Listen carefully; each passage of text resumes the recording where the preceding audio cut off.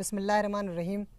अस्सलाम वालेकुम नाज़रीन। प्रोग्राम अॼु जो शाइर साहिड़े हाज़िर अवां ख़िदमत में राहिब अली चांडियो ऐं तव्हां ॾिसो पिया पंहिंजी सिंध साईं मुबारक चांडियो साहिबु असां वटि मौजूदु आहे। अॼु जे शाइर प्रोग्राम में मौजूदु आहे। अचो त उन सां गुफ़्तगू करियूं ऐं संदसि शाइरी मुतलिक़ उन खां ॻाल्हि ॿोल करियूं ऐं शाइरी संदसि ॿुधूं। अस्सलाम वालेकुम अदा। वालेकुम सलाम। साईं ख़ुशि आहियो? ख़ैर तबियतूं ठीकु आहिनि? कीअं पई ज़िंदगी गुज़रे? तमामु सही पई गुज़रे, शुक्र आहे अल्लाह। ख़ुदा जा कर्म पंहिंजो कर वसे मींहुं थिए वसकारो, सॼो आहे थर थले में थर नबी सर नो हिटियो नारो। माशाअल्लाह। निमसण आहे त मिठी ऐं छाछरो लंगर काटियो चे लहार कारूं झर वंगो वकड़ियो ऐं भोॾे सर्क भिट भाइटीक भटियारो, ख़ुदा जा कर्म पंहिंजो कर वसे मींहुं थिए वसकारो, सॼो आहे थर थले में थर नबी सर नो हिटियो नारो। वाह वाह माशाअल्लाह।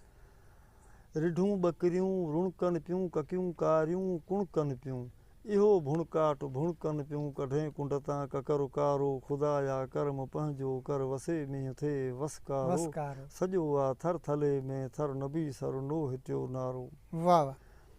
बनियो आहे मुल्क बारानी थिया वण टिण वैरानी, करें अल्लाह आसानी चुकियनि जो नाहे को चारो, ख़ुदा जा कर्म पंहिंजो कर वसे मींहुं थिए वसकारो। अर्ज़ु आगा अघाएं तूं वतन मुंहिंजो वसाएं तूं, अर्ज़ु आगा अघाएं तूं वतन मुंहिंजो वसाएं तूं, वियल वापसि वराएं तूं वाली वारें इहो वारो, ख़ुदा जा कर्म पंहिंजो कर वसे मींहुं थिए वसकारो, सॼो आहे थर थले में थर नबी सर नो हिटियो नारो। वाह। मुबारक मुल्क जो मालिक खराए ख़ल्क़ खे ख़ालिक, रिज़्क़ राज़ी छो ॾे राज़िक जहीं बारी खयो बारो, ख़ुदा जा कर्म पंहिंजो कर वसे मींहुं थिए वसकारो, सॼो आहे थर थले में थर नबी सर नो हिटियो नारो। इहो बरसाति जे न पवण जे बावजूदि मूं इहो चयो हो।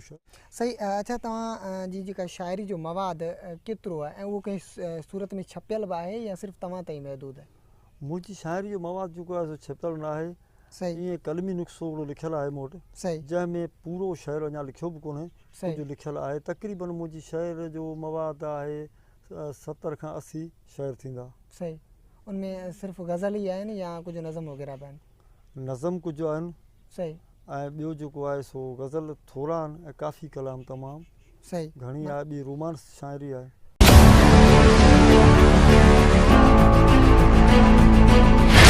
हर प्रोग्राम जो मतिलबु तमाशो न आहे।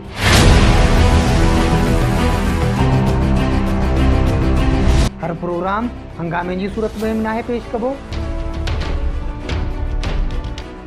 वक़्त ऐं हालात भले कहिड़ा बि,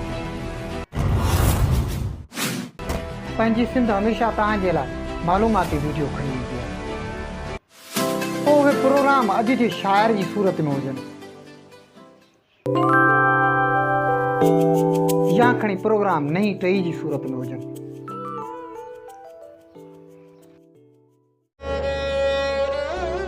वसंदी वसंदी वहाण वहाण जी दां आला ऐवाननि ताईं सिर्फ़ु ऐं सिर्फ़ु पंहिंजी सिंध पहुचाईंदी आहे।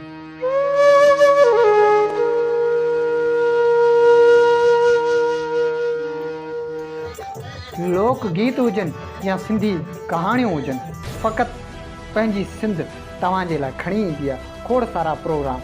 यकीनन तव्हां सभिनी लाइ त पोइ ॾिसण न विसारींदा, सिर्फ़ु ऐं सिर्फ़ु पंहिंजी सिंध ते।